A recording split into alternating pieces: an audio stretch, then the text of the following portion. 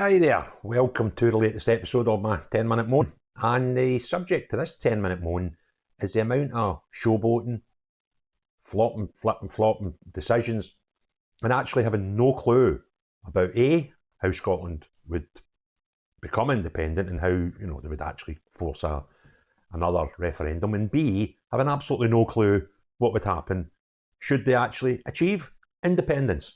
And this has been highlighted by a recent change in the way that the SNP believe they would get a mandate for a second referendum on independence. Now, to fill you in with the story, just go back to 2014 when in fact we had the independence referendum.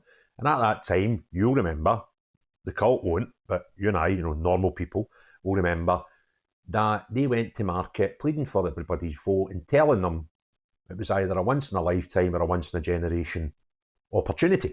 They were using that carrot to dangle in front of people that if you don't do it now, it'll never happen in your lifetime. That was the sort of general consensus of what the SNP were telling the electorate at the time.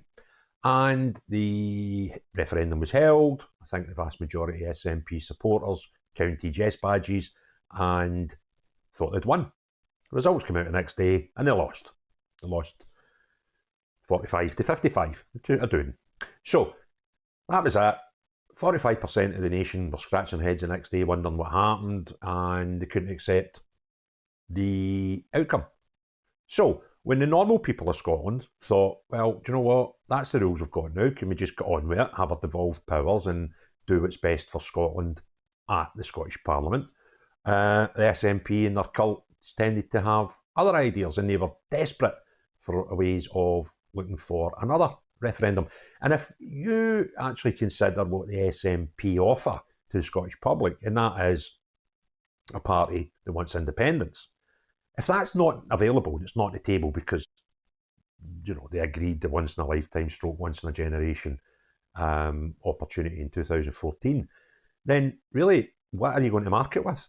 What are you going to the electorate to say to them if there's no chance of another referendum? So you can imagine the issues that caused them, and they were desperate to keep this independence thing going. If they didn't, nobody would need to vote or join them. There'd be no point, would there?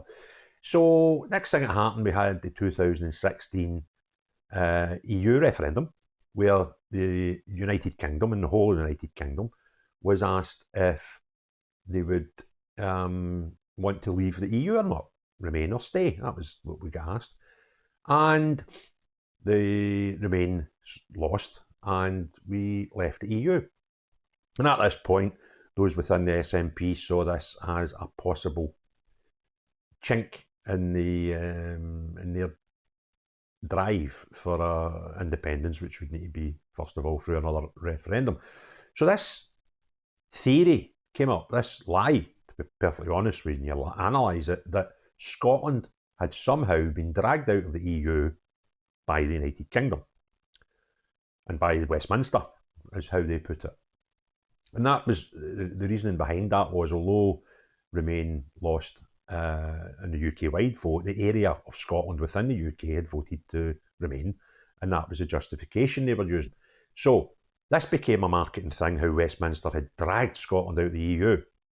And the reason that that's a lot of nonsense is quite simply, Scotland's never been in the EU to be pulled out of it by anybody. And the second point is, it wasn't a regional vote to remain or come out of the EU. It was a national, United Kingdom national vote. The majority voted to come out, and that's what we did. Well, we say that's what we did. We did it with kicking and screaming, because this is something I'll never forgive politicians for. Politicians are there to act for you and I.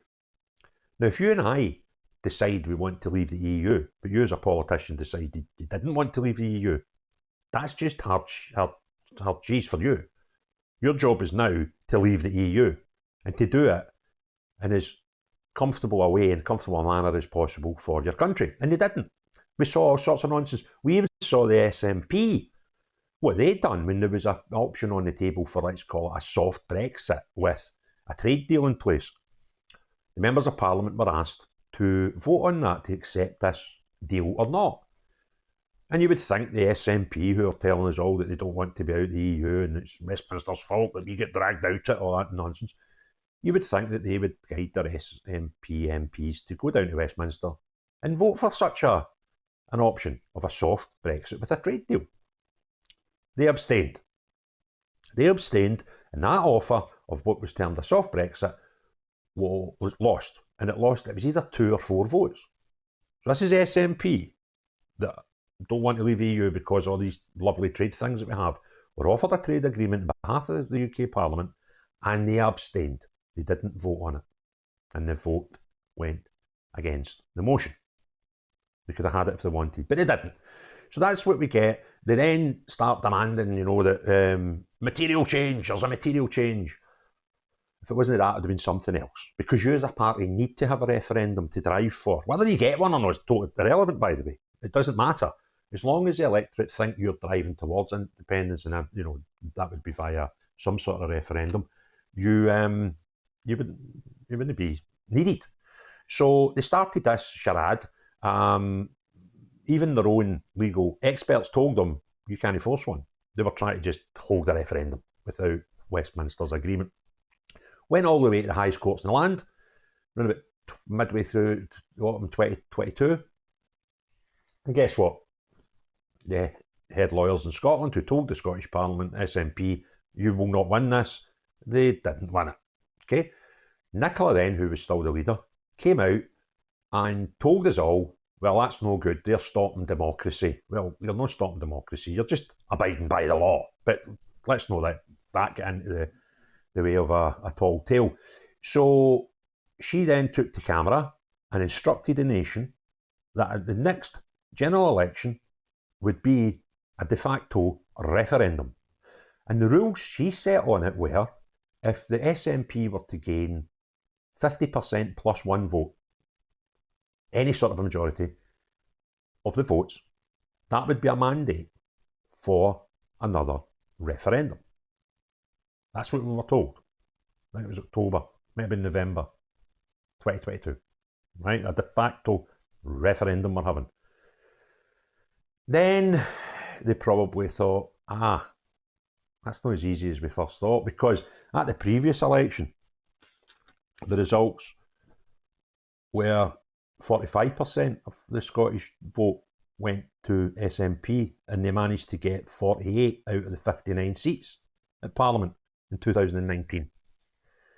So that was, quite a big victory for them at the 2019 general election. But even if they were to repeat that, I wouldn't give them a mandate, because that record-breaking thing was like 45%. I don't think they've ever had 50% of vote at any general election. So when the reality hit that might not work, what did they do? Well, people in the SNP started realising this probably wouldn't work, and they were starting to get people within the party saying we shouldn't be doing this de facto referendum. It was a bad idea. People that could count, those sort of people.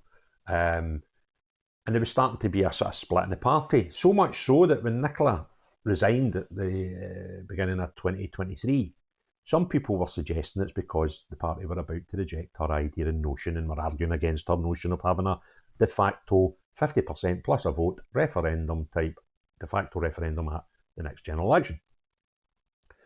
So then she left, she buggered off, and then we found out branch form was a thing, and people suddenly realised, well, maybe it wasn't the de facto referendum after all that made her stand down. And Humza got the job as the First Minister of Scotland, but on the fact that he won the vote to be the party leader for the SNP. And then the party obviously were still split at that time on what was a good idea and what was a good way forward, and decreasing numbers of this de facto referendum being a good idea.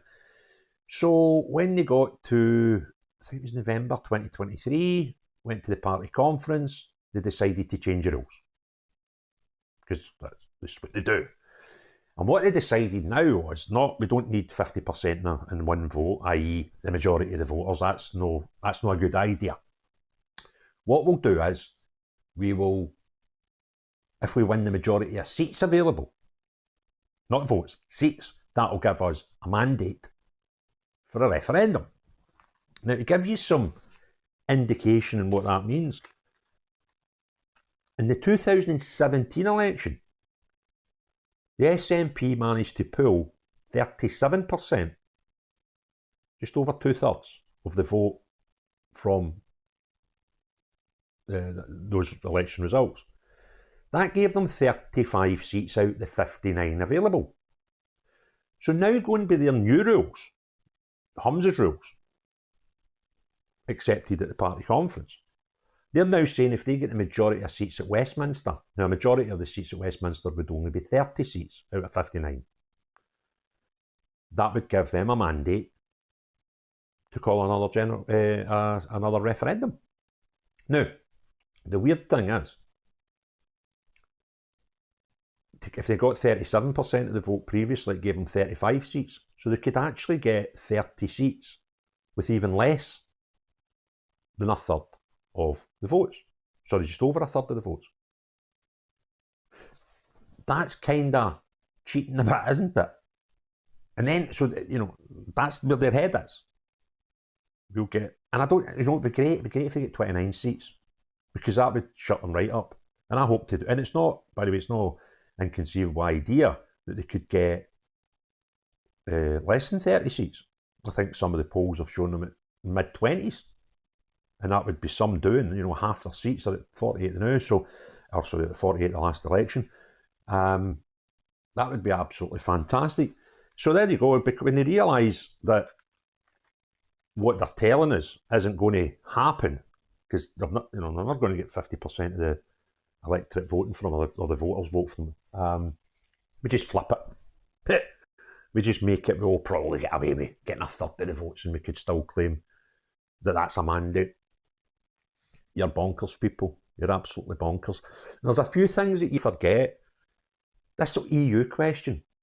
See, if you had won the referendum of 2014, Scotland would not be in the EU anyway, because it would have been immediately removed from it, because it's the UK that's a member state in the EU, not Scotland, England, Northern Ireland and Wales. So the minute you broke away from the United Kingdom, you would not be in. You would then need to apply to get in. And I'll give you a million reasons why that'll not happen. For example, you don't have a currency, you don't have a centralised bank, and probably the most important of all is, Spain wouldn't let you. Because if you consider Spain and what's going on there in the Catalan area, who want to be independent from Spain, in case you live in the moon and you didn't know, they held a referendum recently. It was deemed illegal, and people went to jail. So Spain are very, very conscious about what happens in Scotland. So they don't want Scotland to break away from the UK and then come into the EU and be welcomed, because that would make the case for Catalan independence stronger. So they kind of forget that. But they don't know what's going to happen even if they did get an independence referendum, and if they won that. For the SNP's benefit, they're 2 questions away from having to face that reality, because they need a referendum first and then they need to win it, which I don't think either would happen.